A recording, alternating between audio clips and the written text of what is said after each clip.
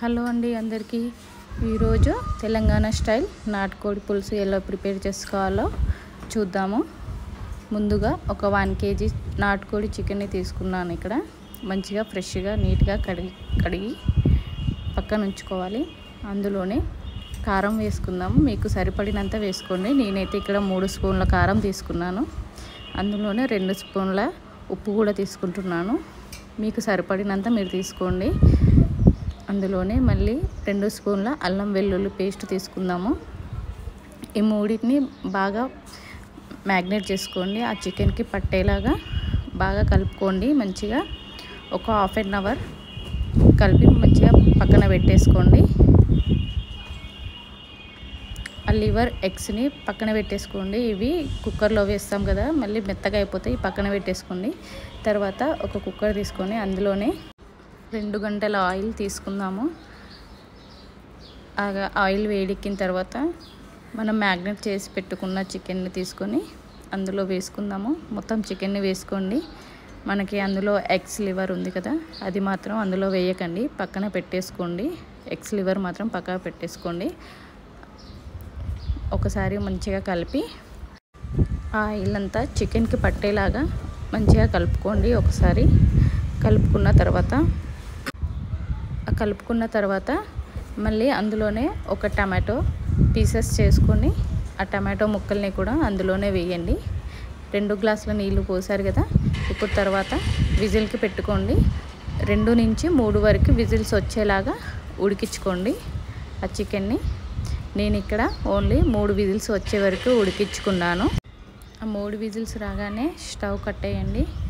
తర్వాత ఆ విజిల్ ఆవిరిపోయేంత వరకు ఆగండి. తర్వాత ఒక కడాయి పెట్టుకొని మళ్ళీ అందులోనే కొంచెం ఆయిల్ వేడెక్కిన తర్వాత బిర్యానీ ఆకు, లవంగాలు, ఎలాచి, దాచిన చెక్క, 2 మిర్చీలు, కొన్ని ఉల్లిపాయలు వేసి మంచిగా దూరగా వేయించుకోండి.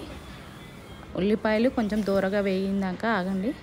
తర్వాత అందులోనే కొంచెం అల్లం వెల్లుల్లి పేస్ట్ కూడా వేసుకుందాము. అందులోనే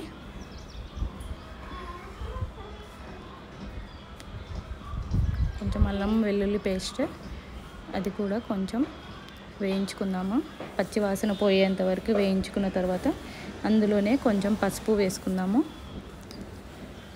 మళ్ళీ ఒకసారి మంచిగా కలుపుకొని ఈ ఆనియన్స్ వేగిన తర్వాత మనం ఉడికించుకున్న చికెన్ని ఇందులో వేసేసుకుందాము. మొత్తం వేసుకోండి. వేసుకున్న తర్వాత బాగా కలుపుకొని పెట్టుకోండి. మనం ఇందాక పక్కన పెట్టేసిన లివర్ ఎగ్స్ అవి కూడా ఇప్పుడు వేసుకుందాము. ఇందులో వేసుకొని మళ్ళీ ఒకసారి కలుపుకోండి.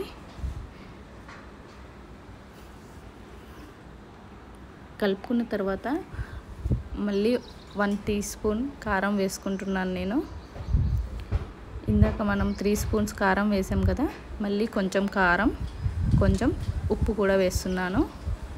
కొంచెం కారం, ఉప్పు కొంచెం వేసుకుందాం. మీకు సరిపడినంత వేసుకోండి. ఇందులోనే ధనియాల పౌడర్, గరం మసాలా 2 వేసి మళ్ళీ ఒకసారి కలుపుకుందాము.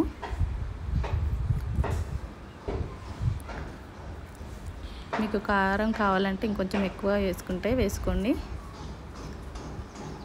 తర్వాత దీన్ని మూత పెట్టి మళ్ళీ ఉడికించుకుందాము. ఒక 10 to 15 మినిట్స్ వరకు ఉడికించుకోవాలి. తర్వాత ఫైనల్గా కొత్తిమీర వేసుకోవాలి. కొత్తిమీర వేసుకొని కొంచెం లైట్గా కలుపుకోండి.